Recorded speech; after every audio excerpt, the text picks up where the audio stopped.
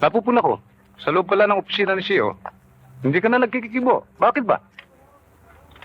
Sir, dinaramdam kong sabihin sa inyo na after this operation, maghihuli na tayo. Ano?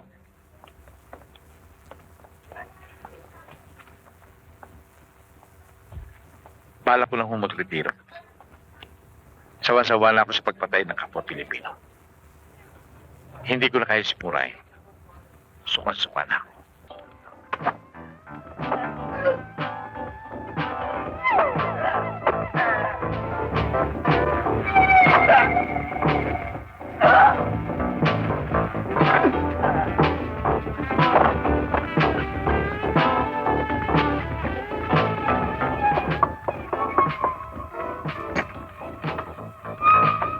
Dugan?